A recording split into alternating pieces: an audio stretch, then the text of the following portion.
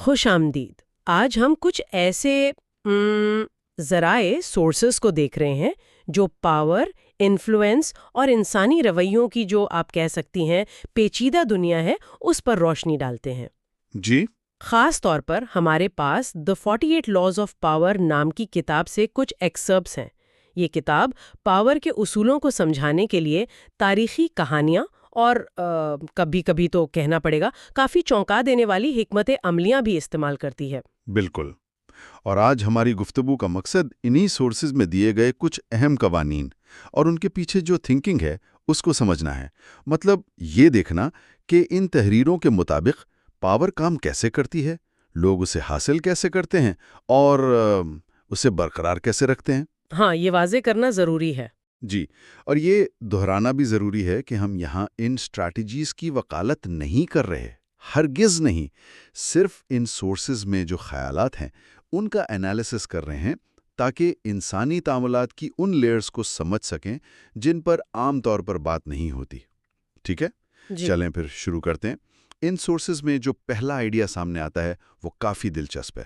آقا سے آگے نہ بڑھیں، مطلب اپنے سے اوپر والے شخص سے زیادہ قابل یا بہتر نظر آنے سے بچنا چاہیے۔ یہ تھوڑا عجیب نہیں لگتا؟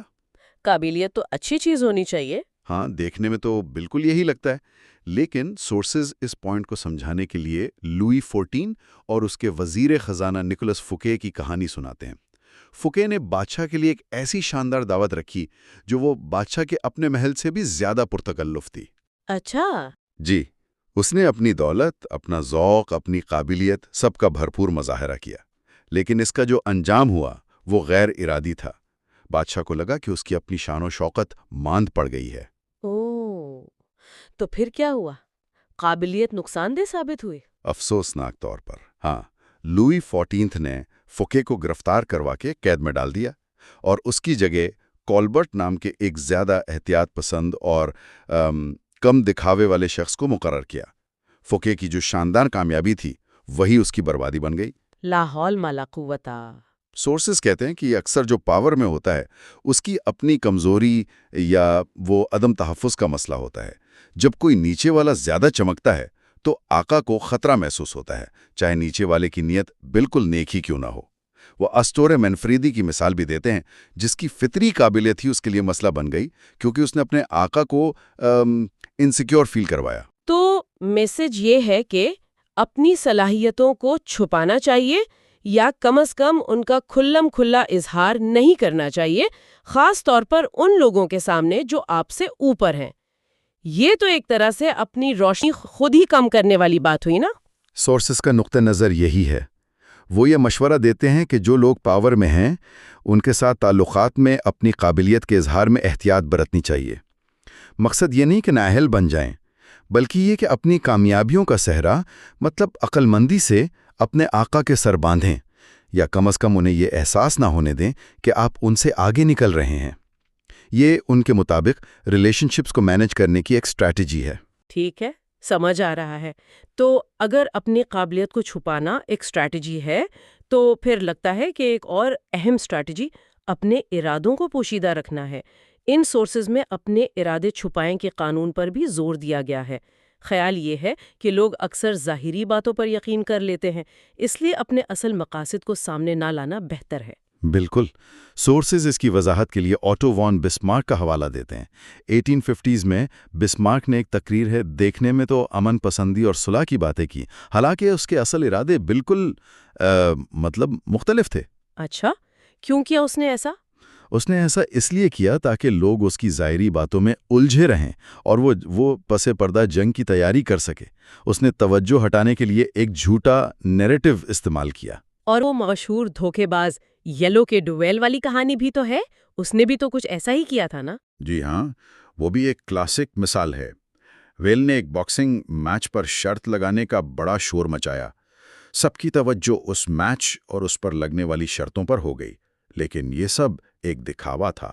اصل مقصد اس شور شرابے کی آڑ میں لوگوں سے بڑی ہوشیاری سے پیسے بٹورنا تھا۔ اس نے ایک جھوٹا ہدف سامنے رکھ کر اپنے اصل ارادے کو کامیابی سے چھپایا۔ یہ حیران کن ہے کہ توجہ ہٹانا اتنا ایفیکٹو کیسے ہو سکتا ہے۔ کیا لوگ اتنی آسانی سے دھوکہ کھا جاتے ہیں؟ سورسز کا کہنا ہے کہ انسانی توجہ محدود کی ہے، لمیٹڈ اٹینشن سپین۔ جب آپ کسی کی توجہ ایک چیز پر لگا دیتے ہیں تو وہ دوسری چیزوں کو نظر انداز کر دیتے ہیں۔ یہ دھوکہ دہی کا اصل میں بنیادی اصول ہے۔ یہ پن کا مظاہرہ کرنا بھی ایک چال ہو سکتی ہے، کیونکہ لوگ اتنی بے باکی کی توقع نہیں رکھتے۔ وہ سوچتے ہیں کہ اس کے پیچھے ضرور کوئی گہری چال ہوگی، اور اس طرح وہ اصل سادگی کو سمجھنے سے قاصر رہتے ہیں۔ یہ تو واقعی شطرنج کی بازیوں جیسا لگتا ہے۔ اچھا، ان سورسز میں ایک اور پوائنٹ ہے جو مجھے ذاتی طور پر بہت حیران کن لگا۔ دلیل کے بجائے عمل سے جیتیں، یعنی بحث مباحثے سے کسی کو قائل کرنے کی کوشش کرنے کے بجائے اپنے عمل سے اپنی بات منوانا زیادہ بہتر ہے۔ عام طور پر تو ہم سمجھتے ہیں کہ بات چیت سے مسائل حل ہوتے ہیں۔ یہ واقعی روایتی سوچ کے برعکس ہے۔ سورسز اس کو سمجھانے کے لیے مائیکل اینجلو اور پیرو سوڈرینی کی کہانی سناتے ہیں۔ سوڈرینی، جو فلورنس کا ایک اعلیٰ عہدیدار تھا، اس نے مائیکل اینجلو کے مشہور مجسمے ڈیوڈ کو دیکھنے کے بعد کہا کہ اس کی ناک تھوڑی بڑی لگ رہی ہے۔ اب مائیکل اینجلو بحث کر سکتا تھا، اپنی فنی مہارت کا دفاع کر سکتا تھا، لیکن اس نے ایسا نہیں کیا۔ نہیں، اس نے ایسا نہیں کیا۔ وہ خاموشی سے چھینی اور ہتھوڑا لے کر مجسمے کے پاس گیا، کچھ سنگ مرمر کی دھول ہاتھ میں چھپا لی، پھر اس نے اوپر چڑھ کر ناک کے قریب ہتھوڑا چلانے کا ناٹک کیا اور ساتھ ہی ہاتھ میں چھپائی ہوئی دھول نیچے گرا دی۔ مطلب اس نے ناک کو چھوا بھی نہیں؟ بالکل نہیں، اس نے ناک کو چھوا تک نہیں، لیکن ایسا امپریشن دیا جیسے وہ اسے ٹھیک کر رہا ہو۔ اور سوڈرینی کا رد عمل کیا تھا پھر؟ سوڈرینی فوراً بولا، ہاں اب یہ بالکل صحیح لگ رہی ہے، تم نے اسے زندہ کر دیا ہے۔ مائیکل اینجلو نے ایک لفظ کہے بغیر، صرف ایک چھوٹے سے عمل سے، جو حقیقت میں عمل تھا بھی نہیں، اپنے سرپرست کو مطمئن کر دیا، اور بحث سے پیدا ہونے والی جو ممکن تلخی تھی اس سے بھی بچ گیا۔ تو اس کے پیچھے کیا لاجک ہے؟ بحث کرنا اتنا برا کیوں ہے ان سورسز کے مطابق؟ سورسز کا آرگیومنٹ یہ ہے کہ بحث کے دوران الفاظ اکثر غلط فہمی پیدا کرتے ہیں، لوگ ڈیفینسو ہو جاتے ہیں، ان کی ایگو ہرٹس ہو سکتی ہے، اور آخر میں ناراضگی پیدا ہوتی ہے، چاہے آپ لاجیکلی جیت بھی جائیں۔ یہ بات تو ہے۔ دوسری طرف آپ کا عمل، آپ کی کامیابی یا آپ کا نتیجہ وہ خود بولتا ہے۔ جب آپ کچھ کر کے دکھا دیتے ہیں تو وہ ایک ٹھوس ثبوت بن جاتا ہے جسے جھٹلانا مشکل ہوتا ہے۔ یہ الفاظ کی بحث سے کہیں زیادہ طاقتور اور دیر پا اثر رکھتا ہے۔ آپ کی دلیل نظر آتی ہے، سنائی نہیں دیتی۔ یہ واقعی ایک گہری سوچ ہے، عمل کی طاقت۔ اچھا، اگلی اسٹریٹجی جس کا ذکر ان سورسز میں ملتا ہے وہ بہت پریکٹیکل لگتی ہے، خاص طور پر جب ہمیں دوسروں کی مدد کی ضرورت ہو۔ مدد مانگتے وقت لوگوں کی ذاتی دلچسپی کو اپیل کریں، نہ کہ ان کی رحم دلی یا احسان مندی کو۔ یعنی لوگوں کو یہ بتاؤ کہ آپ کی مدد کرنے میں ان کا کیا فائدہ ہے۔ جی ہاں، یہ ایک بہت ہی حقیقت پسندانہ نقطہ نظر ہے۔ خیال یہ ہے کہ جب آپ کسی سے مدد مانگیں تو ماضی کے احسانات گنوانے یا ان کے رحم و کرم پر ڈیپینڈ کرنے کے بجائے یہ واضح کریں کہ آپ کی درخواست ماننے سے ان کے اپنے مقاصد کیسے پورے ہوں گے۔ اس کی کوئی مثال ہے ان سورسز میں، کوئی کہانی؟ قدیم یونان کی ایک مثال دی گئی ہے۔ جب کورسائرا نام کے جزیرے کو اپنے طاقتور پڑوسی کورنتھ سے خطرہ لاحق ہوا تو انہوں نے ایتھنز سے مدد مانگی۔ انہوں نے ایتھنز کو پرانی دوستی یا اخلاقی ذمہ داریوں کی یاد نہیں دلائی۔ تو پھر کیا کیا؟ اس کے بجائے انہوں نے ایتھنز کے نمائندوں کو قائل کیا کہ کورسائرا کی بحری طاقت کے ساتھ اتحاد ایتھنز کے مستقبل کے لیے کتنا اہم ہے، خاص طور پر کورنتھ کے خلاف توازن برقرار رکھنے کے لیے۔ اور ایتھنز نے ماضی دوستی جو کورنتھ کے ساتھ تھی اس پر مستقبل کے اسٹریٹجک فائدے یعنی کورسائرا کے ساتھ اتحاد کو ترجیح دی۔ واہ! ایک اور زبردست مثال چنگیز خان کے مشیر یلو چوتسائی کی ہے۔ جب چنگیز خان نے شمالی چین فتح کرنے کے بعد وہاں کی آبادی اور کلچر کو بالکل تباہ کرنے کا ارادہ کیا تو چوتسائی نے رحم یا انسانیت کی اپیل نہیں کی، ہرگز نہیں۔ اس نے کیا دلیل دی؟ اس نے خان کو اعداد و شمار پیش کیے، اسٹیٹسٹکس، اور سمجھایا کہ اگر شہروں اور کسانوں کو زندہ رہنے دیا جائے تو ان سے حاصل ہونے والا ٹیکس اور وسائل تباہ شدہ زمین سے کہیں زیادہ قیمتی ہوں گے، جو براہ راست خان کے خزانے اور ذاتی فائدے میں جائے گا۔ یہ تو بہت ہی پریکٹیکل سوچ ہے۔ کیا اس کا مطلب یہ ہے کہ ان سورسز کے مطابق لوگ بنیادی طور پر خود غرض ہوتے ہیں، رحم دلی یا شکر گزاری جیسی چیزوں کی کوئی اہمیت نہیں؟ سورسز کا موقف یہی لگتا ہے کہ زیادہ تر لوگ زیادہ تر وقت بنیادی طور پر اپنے ذاتی مفاد سے ہی موٹیویٹ ہوتے ہیں۔ اس کا مطلب یہ نہیں کہ رحم دلی یا احسان مندی بالکل موجود نہیں، لیکن جب آپ کسی سے کچھ ٹھوس حاصل کرنا چاہتے ہیں تو ان کے ذاتی فائدے کو اپیل کرنا زیادہ قابل اعتماد اسٹریٹجی ہے۔ سورسز یہ بھی کہتے ہیں کہ احسان مندی ایک بوجھ کی طرح محسوس ہو سکتی ہے جسے لوگ جلد از جلد اتارنا چاہتے ہیں، لیکن اگر انہیں لگے کہ آپ کی مدد کرنے میں ان کا اپنا فائدہ ہے تو وہ زیادہ رضامندی اور آپ کہہ سکتے ہیں پائیداری سے آپ کا ساتھ دیں گے۔ اگر ہم ان تمام حکمت عملیوں کو ایک ساتھ دیکھیں، آقا سے آگے نہ بڑھنا، اپنے ارادے چھپانا، بحث سے بچ کر عمل سے جیتنا، دوسروں کے ذاتی مفاد کو اپیل کرنا، ان سب میں ایک مشترک دھاگا نظر آتا ہے۔ ایسا لگتا ہے کہ یہ سب پرسیپشن مینجمنٹ، دوسروں کی سائیکالوجی جیسے ان کی انسیکیورٹی یا سیلف انٹرسٹ کو سمجھنے اور براہ راست ٹکراؤ کے بجائے انڈائریکٹ طریقوں کو استعمال کرنے کے گرد گھومتی ہیں۔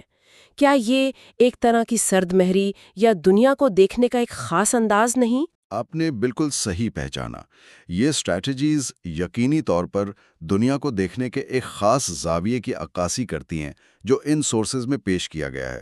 ایک ایسی دنیا جہاں پاور کے کھیل ہر جگہ موجود ہیں اور ان سے بچنا تقریباً ناممکن ہے، جہاں اکثر اوقات ظاہری شکل و صورت یا وہ امپریشن حقیقت سے زیادہ اہمیت اختیار کر جاتا ہے، اور جہاں مقصد حاصل کرنے کے لیے بالواسطہ یعنی انڈائریکٹ طریقے اکثر براہ راست اور کھلے انداز سے زیادہ ایفیکٹو ثابت ہوتے ہیں۔ یہ سمجھنا بہت ضروری ہے۔ جی بالکل، کہ یہ ان سورسز کا پیش کردہ تجزیہ اور نقطہ نظر ہے، نہ کہ کوئی اخلاقی ہدایت۔